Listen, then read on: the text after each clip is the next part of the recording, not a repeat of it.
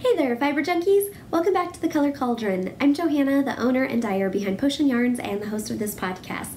If you are a new viewer, thank you so much for joining us, and if you are a returning viewer, welcome back. Also, this is Phoebe. She makes an appearance from time to time on the podcast. I have 3 kitties at home, and she is frequently around when I'm doing the podcast and is not at all shy about jumping up on my lap, as you can see. I think she's figured out that this is a thing we do every so often, and she just gets really excited to be involved in it. So she might be making an appearance today. Also, she's so cute, she steals the show every time, so I let her because she's cute. Also, she's sweet. So this is my first time back podcasting in almost a month, you guys. I think about a month, actually. If you've been following the podcast for a while, you know that I had a grand adventure back at the end of May. So the podcast went on hold for a couple of weeks while I was out of the country. And then when I came back into town, I've had a little bit of trouble getting things going again just because of jet lag. And I really had to hit the ground running. We got back from Ireland and I had to pretty much jump right into dyeing yarn as soon as I got off the plane almost. I mean, technically I came back and I slept first because it was like 12:30 at night. But I had to jump in and do cleaning of the house and taking care of the kitties and dyeing yarn and getting ready for a trunk show all at the same time. So I kind of hit the ground running when we got home and have been exhausted. And last week I had my husband do a couple of really awesome videos. He did such a great job on posting a couple of little vlog snippets that I did while we were in Ireland. So if you missed that, go back and check out last week's videos. There are 2 of them. And they just give you they're both really short, and they just give you quick little snippets. The recording quality is terrible because I didn't take my microphone or anything, and it's just on my cell phone. But I did some quick little snippets of a couple of the places we visited in Ireland, just so you guys could get a little feel for the country too, and see some of the beautiful things that I was seeing, and just get to feel like you got a little glimpse of Ireland, even if you didn't get to actually go over there yourself. So go check those out.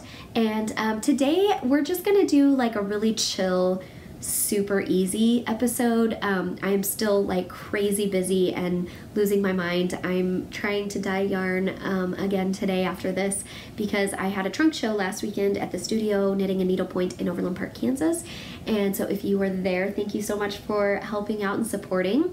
And then this weekend, the very next weekend, I have Maker Faire KC in downtown Kansas City at Union Station. So I am in full-on preparation mode for that, plus just trying to figure out what inventory is going up on the website, what's going with me to the show. I'm booking some other events and shows later in the season, so I have a very busy schedule right now, plus keeping up with the hair salon after being gone for a couple of weeks. It was only 2 weeks, but it's amazing how in that time work really piles up.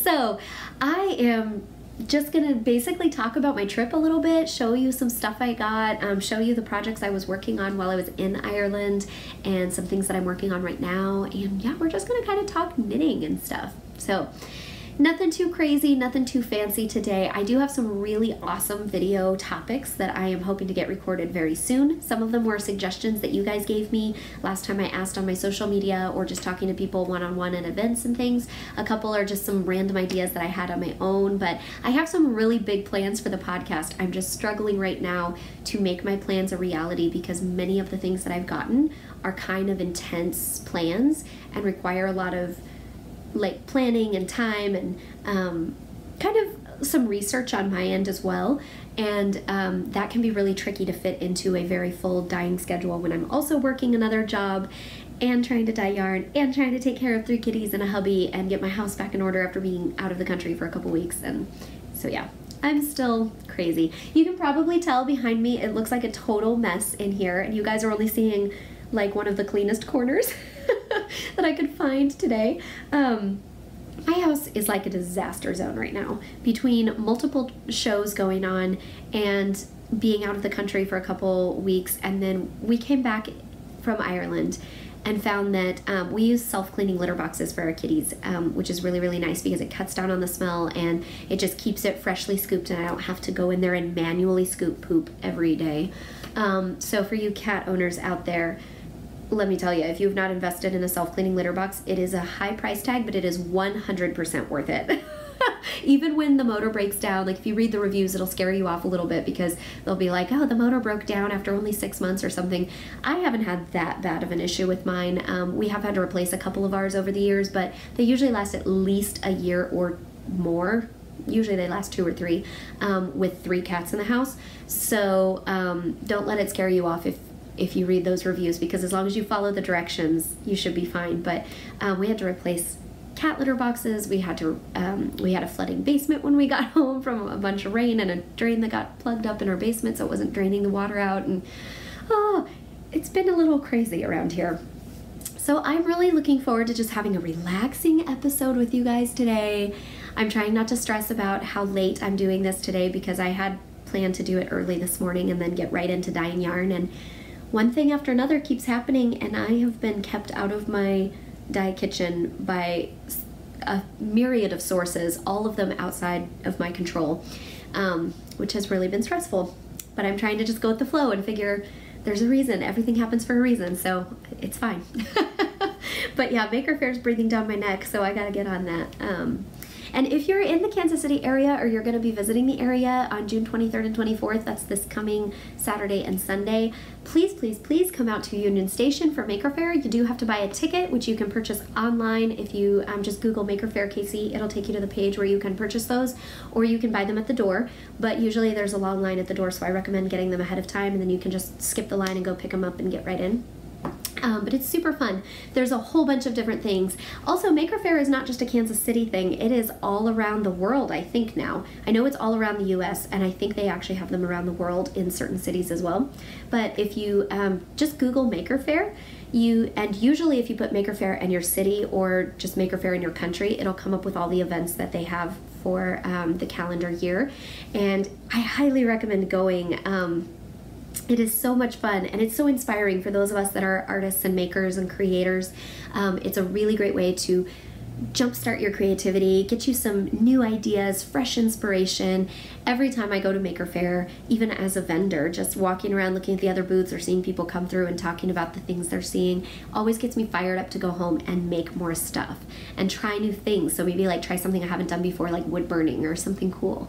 But basically it's just a collection of artists and makers, and it's a DIY experience. So it's all about do-it-yourself, things that you can do with your hands. And the whole goal of Maker Faire is to connect makers and artists locally with people who will use and appreciate their work, and to inspire people to learn and try new things and do things with their hands. So it's really very cool because it's full of inspiration. You can learn so many things.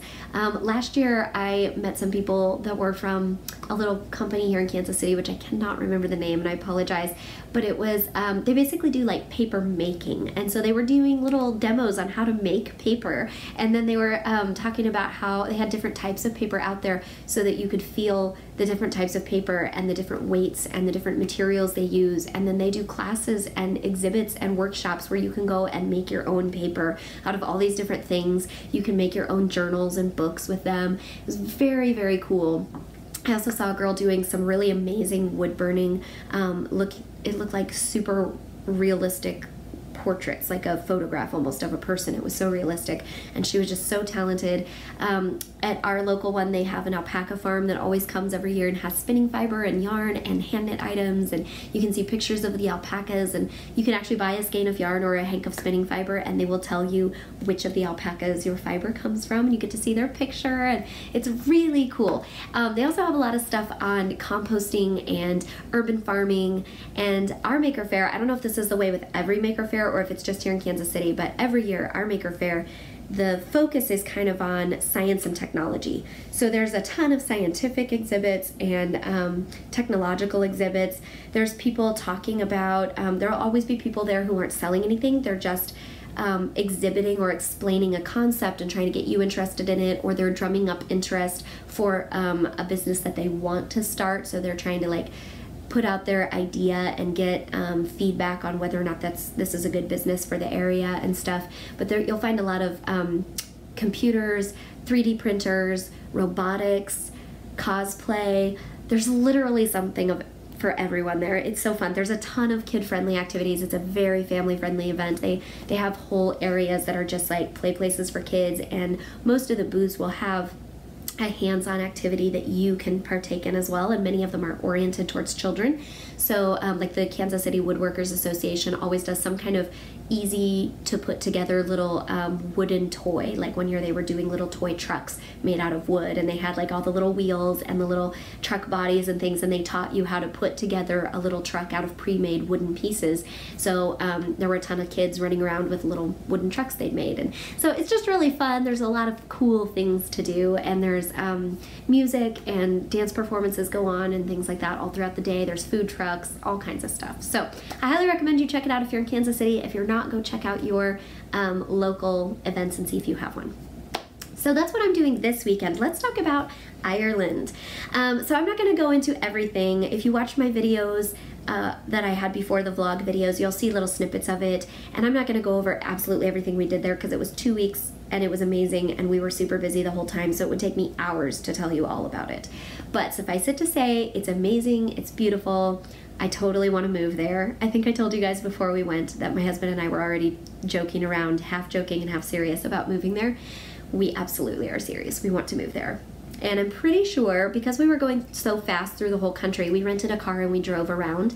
So we were only spending like an afternoon or one day in each place. So I didn't really get a chance to really decide for sure exactly where would be the perfect spot for us to live. But just on our quick cursory little jaunt around the country, I think my favorite place was when we went to Brunaboyne outside of Dublin. It's in it's along the Boyne River.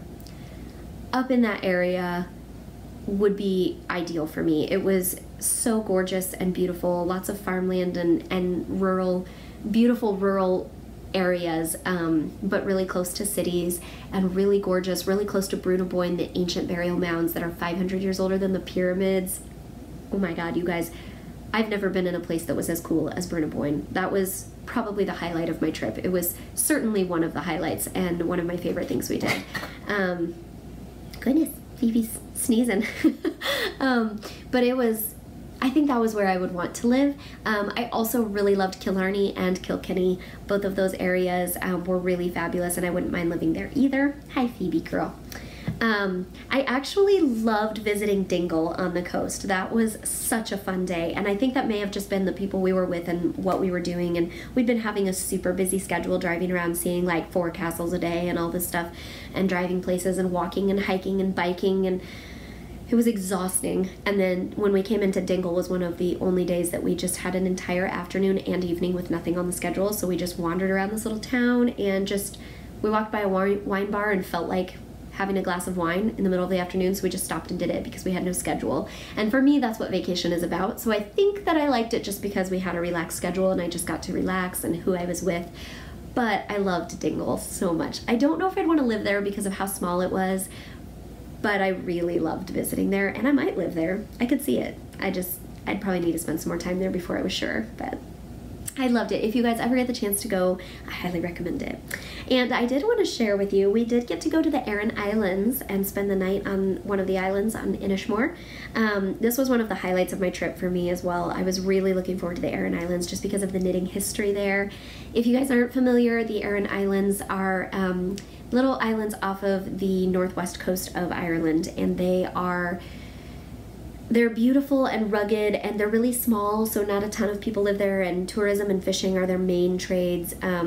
They're just not really lost in time because they have the modern amenities. They're just super small, and there's like large patches of the island are just wild country and farmland and open hills and mountains and cliffs, and it's beautiful. But they're famous for their heavily cabled patterns, the Aran sweaters, the fisherman style sweaters, and everybody knows the cables from the Aran Islands. So I had to get an Aran sweater, you guys. Look at this beauty. Oh my gosh, I haven't worn it yet because it's like 100 degrees here in Kansas City. I got back and was like, oh man, it's astronomically hot here. I cannot even stand being in Kansas City right now. It's a little better today because it rained, but yeah, I haven't gotten to wear it yet, but it is gorgeous. And I love this one because it had this asymmetrical zipper with this cute little Trinity knot pole. And I loved this big collar. And this is the thing I wanted to tell you guys about. Let me tuck that in there so it's not in the way. This, if you can see this kind of big wrapping asymmetric collar here, was a main feature that I found on a bunch of Aran sweaters all over Ireland. I kept seeing this and I'm obsessed with it. It basically looks to me like they knit the body down, and there are seams here, but it looks to me like just kind of a basic set-in sleeve, but it looks like they knit the body down and they left kind of like a scoop neck, so it almost has like a rounded portion on the front, and then it looks like they knit a panel, like a rectangle, and then sewed the rectangle on, or maybe they picked up stitches, one or the other. They either picked up stitches or sewed, but I don't think they picked up stitches, because it looks to me like they knit a rectangle, then turned it on its side so the cable runs this way, and then they sewed it onto the sweater. And that's what I kept seeing all over different sweater designs, but they had this in common with this very wide stand-up cable collar, and you can see the cable is running horizontally where it would be knit vertically. So it looks to me like they knit this and then sewed it on.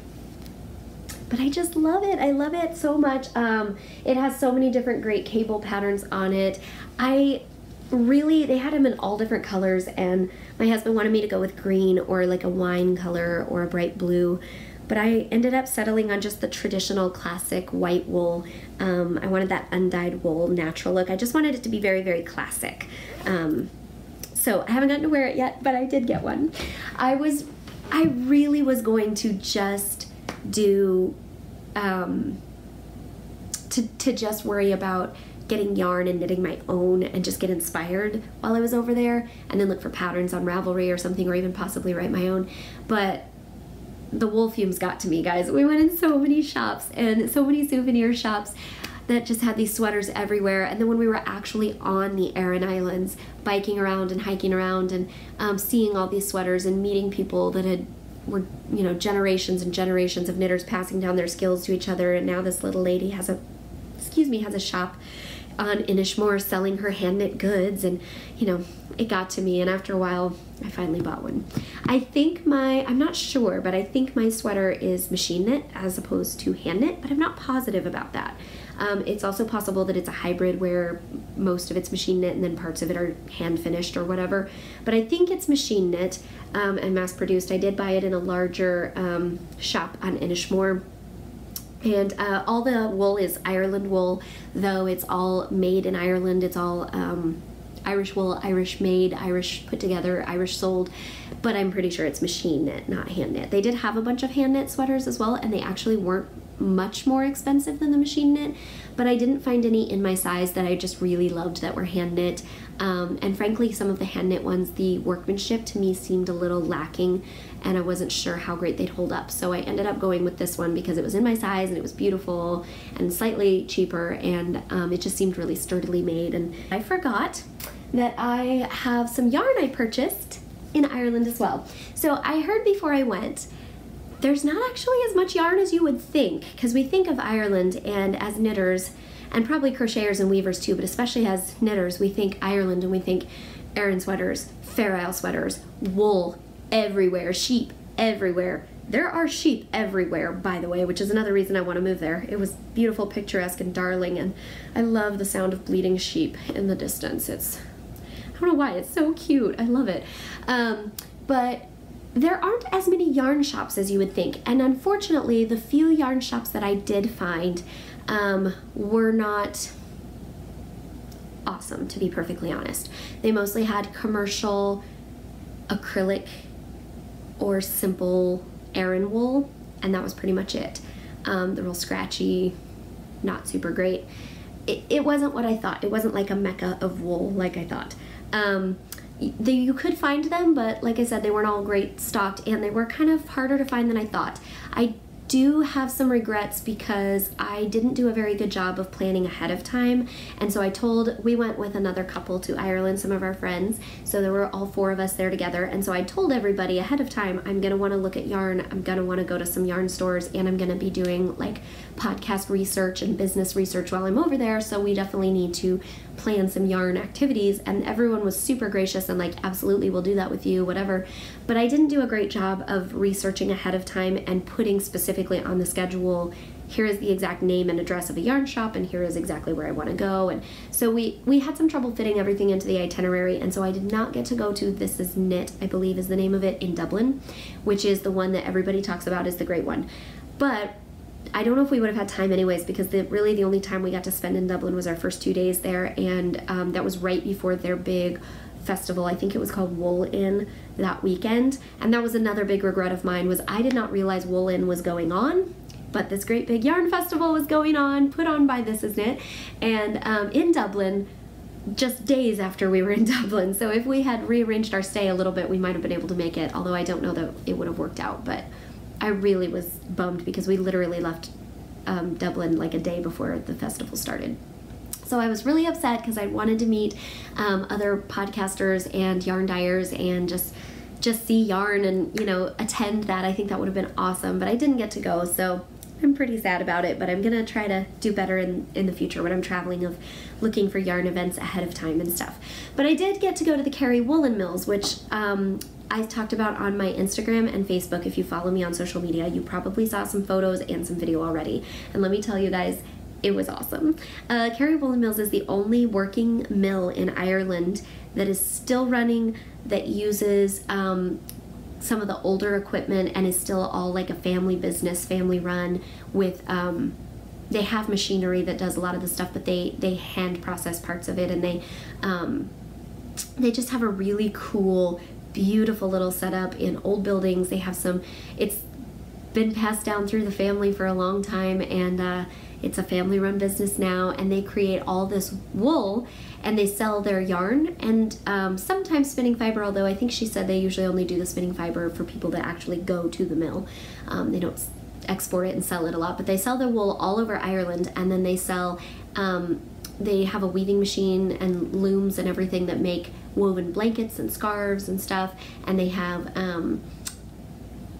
have like hand knitters and machine knits that they sell from their yarn and things, and they supply yarn to a bunch of other industries for various different things, all the way from like carpet, from the real scratchy stuff, up to like hand knitting wools and machine knit sweaters and things like that. So it's really, really cool. And while we were there, I went ahead and purchased some yarn, and I was super well behaved. I bought one skein of a lime green tweed for my sister for her birthday present, because she is also a knitter, which I've already given to her, so you can't see it. But I got this for myself. This is a really pretty blue tweed, and it has all these lovely little flecks, these little nips of color in it. This is an Aran weight, of course, and it's a non-superwash wool. And I believe there's 385, something like that, 365 yards. And their website is Kerry, Kerry, woolenmills.ie. So if you want to go check out their website, you can see them. They are also on Instagram. I'm following them on Instagram, so you can check them out as well. But yeah, it's kind of scratchy and rustic feeling, so I'm not sure what I'm going to do with it yet. I'm hoping it softens up after I wash it, but yeah, I don't know. I'm thinking maybe some kind of a great scarf or cowl out of this, maybe, or like a short cowl and hat set if I have enough for that, maybe. I'm not sure what I'm doing with this yet, but I bought some souvenir yarn. And then I also, while there, they have just started to do superwash wool in small quantities. So they didn't have a lot, but she told me they were just starting to figure out the superwash. They're still working on how to spin it in a way that makes the most sense, and just to get the right balance and weight and everything else. So they're still working on it, but they had some for sale in their little shop on site, and it was not very expensive. So I got some superwash merino, 100% superwash merino. It doesn't have a weight on it, so I think my guess looking at it is that it's like a sport weight maybe, or possibly a heavy fingering. I need to check and see, but I think it's about a sport weight. But it's 800 yards in one of these, and I got this gorgeous gold color that I just thought was beautiful. So I got 2 of those, so I have a sweater quantity. If it is fingering or sport, it would be a small sweater quantity, so that I could make a cute little like cropped Aran sweater or something like that. So not sure what I'm going to do with it. Probably a sweater of some kind, but I don't know what yet. I just loved this color. I've been obsessed with golds lately, and this one just really called to me. And it's very soft and squishy, and yeah. So anyways, research is always fun when you're in the yarn industry. So I enjoyed my trip to the Kerry Woolen Mills, and if you go to Ireland, I definitely recommend hitting up Kerry Woolen Mills. If you just Google them, you'll find where they're at, you'll find their address and everything. They don't offer, at least as far as I know, they don't offer organized tours currently, but what I did and what I saw from reviews of people online is you can just go into the shop during normal shop hours, which I think is just 9 to 5 Monday through Friday, and I think they are also open part day on Saturday. But you can go in the shop, and as long as they're not super crazy busy, you can ask them if anybody is available to just give you a quick tour and just walk around and see what you want to see. I found that it helps if you tell them that you are a knitter. They'll usually ask, but it will help if you tell them you're a knitter or in the industry somehow, or say, you know, I'm a crafter and I'm just really interested in this yarn.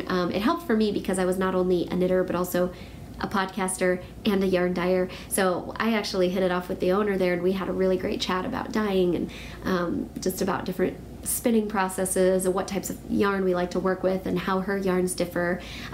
Also, one of the things that I'm working on for the future on the podcast, it's going to be a little bit because I have a lot of research and some homework I got to do first, but one of the things that I'm going to be talking about is woolen versus worsted yarn, because at the Kerry Woolen Mills they do woolen spun only. That's really their thing, and my yarns that I sell in my shop are worsted spun, and I know a lot of people don't actually know what that means, so we're not going to go into it today, but just have a little heads up that in the coming weeks you'll see a video popping up, hopefully very soon, about woolen versus worsted yarn and what that means for spinners and knitters, and why you should care, and yeah, just how that changes the feel and look and hand of the yarn.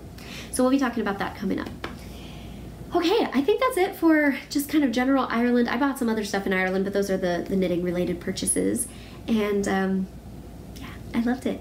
Oh, I did want to tell you, before I left, I mentioned that Ireland had always been on my bucket list of places I wanted to go, and there were 3 top places I wanted to go in the world: Ireland, Australia, which I've been to twice, and another place, which I didn't tell you, and I asked people to guess if they could figure out what my 3rd place, and this is 3rd place since I've been a little kid, like pretty much my whole life as far back as I can remember. There were 3 other countries in the world I wanted to visit, and I've now hit up Australia twice and Ireland once, so I've hit both of my first 2, and I have a 3rd one, and I didn't tell you what it was. Several people guessed, nobody got it right, although a couple people said New Zealand, and I would love to go to New Zealand. It looks beautiful. Technically, I've been to New Zealand coming back from Australia. We had a layover in New Zealand, but I didn't get to leave the airport because we were only there for like an hour.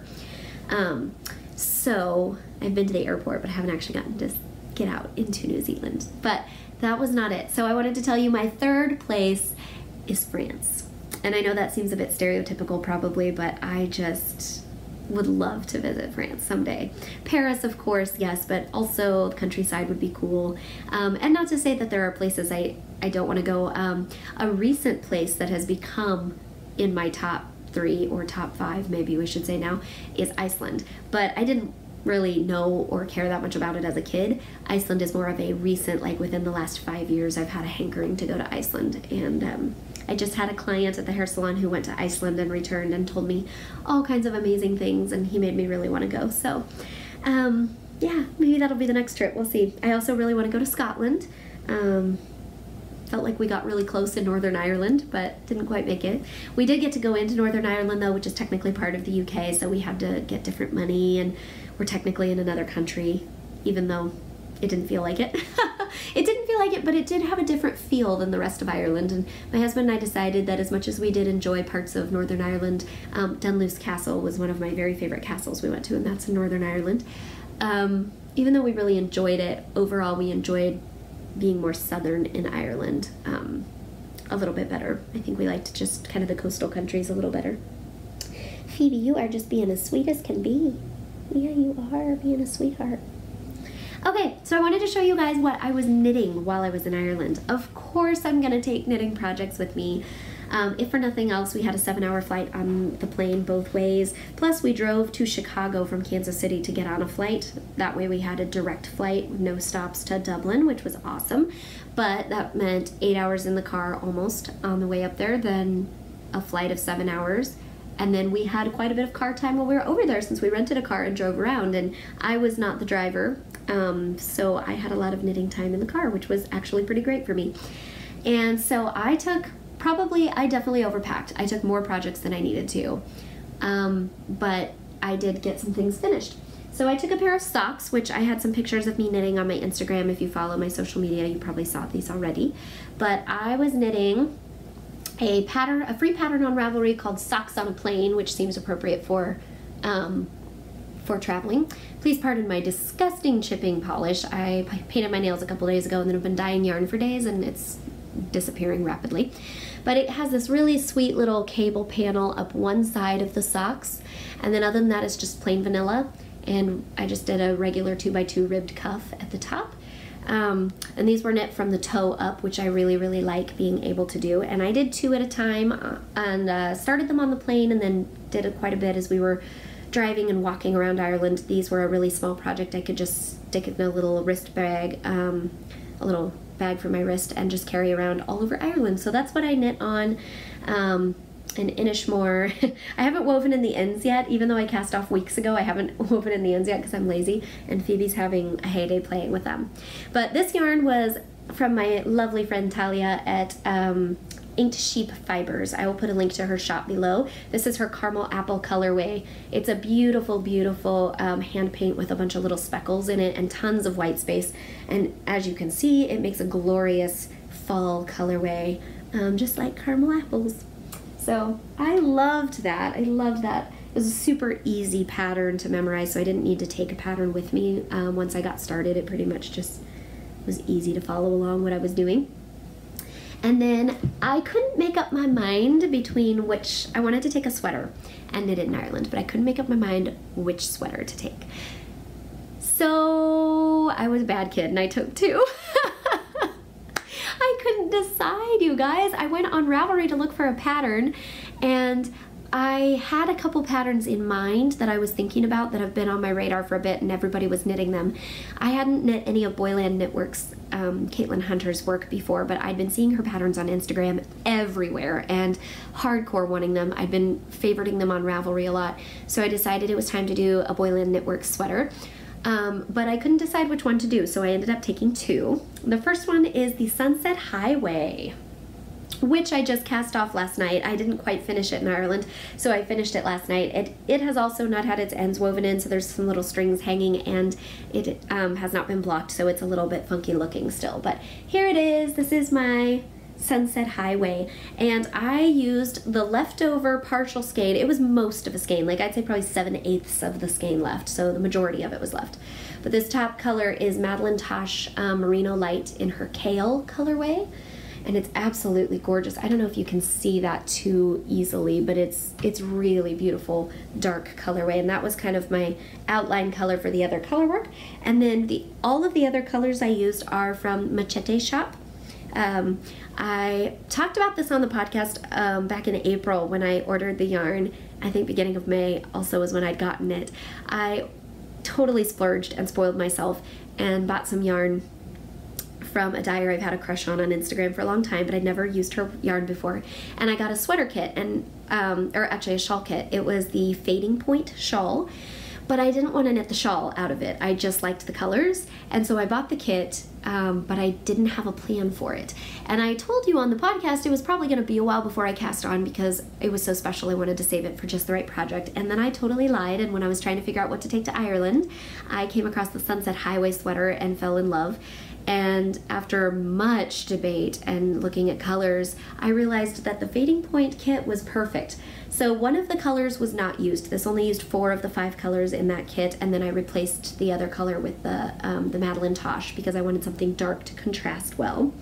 But this beautiful green in here, this lovely purple, and then the body is actually 2 speckled yarns that I striped together in kind of a fade. So I started with one color, knit down, and then I striped in like a row of this color, a row of that color, couple rows, etc. And I faded in into the next color, and then the bottom is all in one color.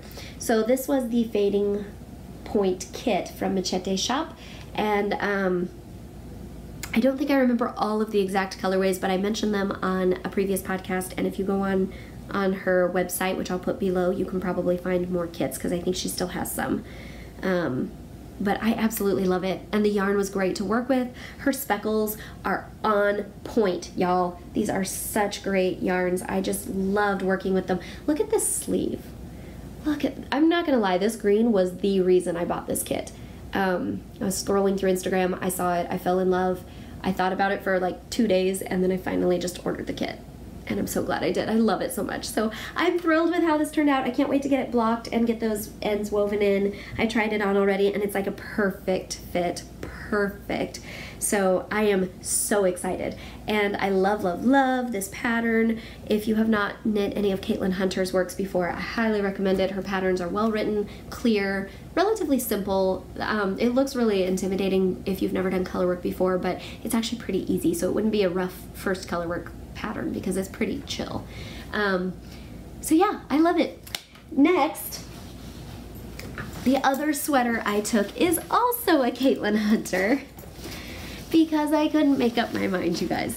So I am still working on, I did cast it on technically in Ireland, but it was towards the end of our trip. I was working on the Sunset Highway for most of it, and I got almost the entire, I think I was down to just the ribbing, or needing to start the ribbing when we came home on the Sunset Highway, and then I still had to do the sleeves. So I did all of that since we got back. But Zweig is my other sweater, which I cast on and knit about halfway through the colorwork yoke in Ireland, and then finished the rest of it has all been done since here. So I've been going back and forth between these 2 sweaters since getting home about 2.5, almost 3, I think it's 2.5 weeks ago. But this is my Zweig, and I am knitting it all out of Potion Yarns, my own hand-dyed work. This green up here is Lady Absinthe, and I'm using the Foxy Sock yarn base, so it's 80% superwash merino, 20% nylon.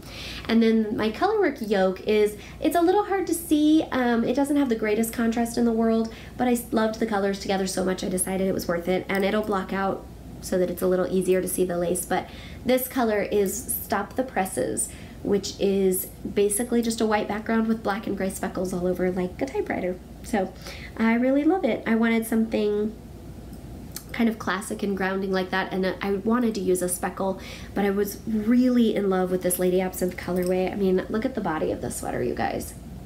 Could that not be prettier? Like, that is just stunning. I love this color. I'm obsessed. I used it in my Oracle shawl, which I showed on the podcast months ago. I used that as one of the 3 colors in the Oracle shawl, and I didn't get enough of it then, so now I'm making a whole sweater out of it, and I'm still pretty sure I'm not having enough of it. I could totally see making some socks next because I love it so much.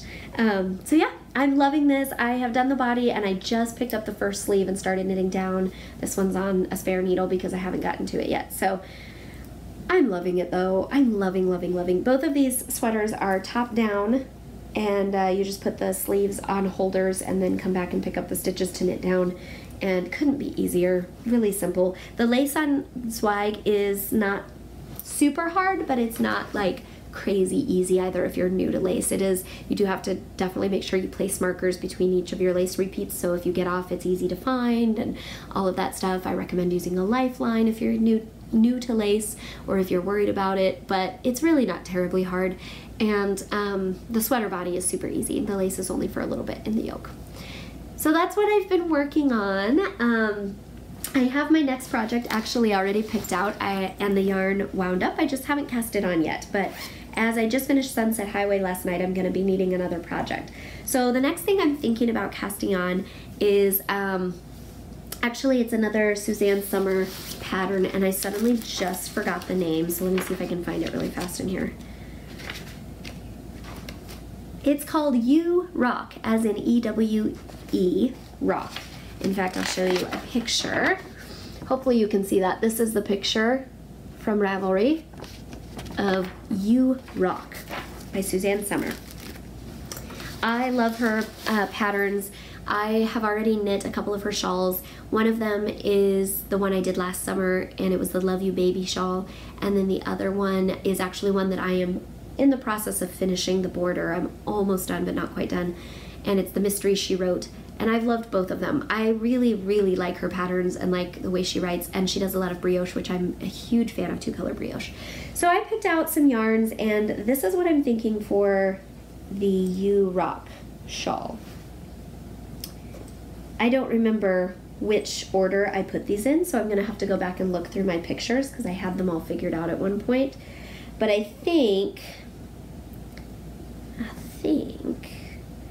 this was going to be the middle, or the main color. This is a skein that I showed on the podcast a month or so ago. I bought from another local Kansas City dyer here, and it's a guy with two needles. So go check his shop out. I cannot remember the colorway name, but it's basically like a deep jewel toned rainbow, and it's a sparkle yarn, so of course I had to get it. So I think that's going to be the first color. Again, I don't remember the exact order, but I think that one came first. And then I am so excited to try a brand new dyer, new to me. Well, this will be a brand new to me dyer as well. I've never used his stuff before. But I purchased some yarns from a Whimsical Wood yarn company, and I got to meet Samantha in person in Kansas City a few weeks ago when she had a trunk show here. I'll put a link to her shop below as well. All of these shops will go in the down bar. But I bought some of her yarns, and this one is called Up My Ass. And I love it. It's just a glorious explosion of bright colors, greens, pinks, some purple, and then some nice white space to kind of balance it out. And she was actually wearing a hat knit out of this yarn at her trunk show that I met her at, and that's what convinced me to buy it. I was looking at some other colors, and I wasn't even really looking at this one closely, and then I saw her hat, and I was like, give me a skein of that too. So I bought 4 skeins from her, but this one is going to be going in my shawl. And then next I have some more inked sheep fibers. This one is called Crybaby, and is one of my favorite yarns I've ever bought just in the skein. It looked so pretty. I haven't knit with it yet, but it's so fun. I love that really light blue. Her light blue is just stunning. It's like electric powder blue is what I would call that. And then it has all these fun neon yellow and dark pink speckles and some white space. Talia is so good at leaving white space in her colorways, which is something I struggle at, but she's amazing at it. So I'm gonna add that one in. And then my last color is going to be Leon Alexander yarns. You guys know I love them. And this is their Golden Prosperity colorway. It's a single ply sock yarn, and it is just stunning. Yellows and deep saffrony oranges and some white space, and I'm obsessed, you guys. So that's gonna be my new shawl. I just haven't cast it on yet, but hopefully maybe this weekend or sometime soon. I'm thinking I need to find another pair of socks too. I'm trying to do the Box of Socks cal, which I've mentioned on here before, which if you're not familiar, it's a yearly cal. Every January you can join. Well, you can join at any time of the year actually, even if you didn't start in January, but I started in January this year because I like to start at the beginning and just have a clear jumping off point. But basically Box of Socks is you just knit a pair of socks every month for a year, and then at the end you have a beautiful box full of socks. And so I decided, I've heard people do it before in the past and never did it, so I decided this year I was going to because I was desperately needing to replenish my hand knit sock drawer. So I decided to focus on that. Plus I had a lot of single skeins in my stash and thought this is a good way to use it up. So I started in January, and so far I have not missed a month. However, it is, well, actually my June socks, I decided to cheat a little on June because technically I finished these in June, but like the very first couple days of June, because they were my Ireland socks. I started them at the end of May and I finished them in June, but I already had a May sock, so I decided to make these my June socks, which means I'm kind of off the hook for this month, which is good because it's almost the end of the month. So I might cast on a pair this weekend at Maker Faire because like vanilla socks are a really easy pattern, or really something simple that I can keep going without having to check a pattern all the time, and it's small and portable, and I like to have something to knit at Maker Faire, but not something that takes a lot of space or brain power, because there's a lot of back and forth with people. So I might cast on another pair of socks, or I might just cast on that shawl. I'm not sure yet. But anyways, so that's kind of what I've been working on lately. And I think this is getting to be super long, so we're going to go ahead and wrap it up. I didn't really have anything to teach you guys this week. I was just going to talk about where I'm at, what I've been doing, give you guys a little update on Ireland. I would love to hear your questions about Ireland, so if there's something you really want to know about, please don't ask me my favorite place though. Everyone asks that, and I do not have one single favorite place. If you ask that, I'm just going to say Ireland is my favorite place. But if you want to ask, you know, I don't know what you want to ask. If you want to ask more about what I did there, or you know, what's my favorite place to find great restaurants, or what's my favorite, or what were my 3 top places, or something like that, I guess that's fine. Whatever you want to know, really.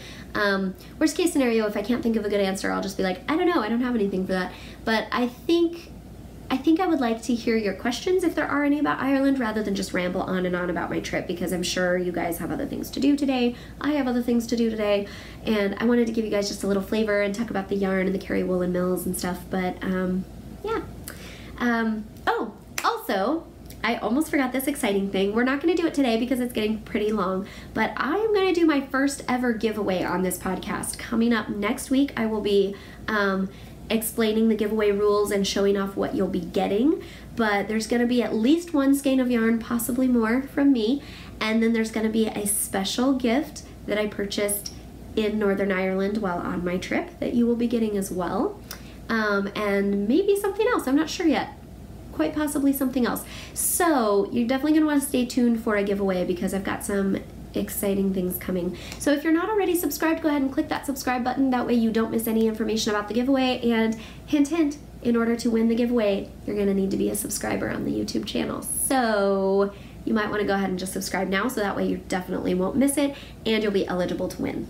All right. Thank you guys so much for watching. It is time to cast off. Love you.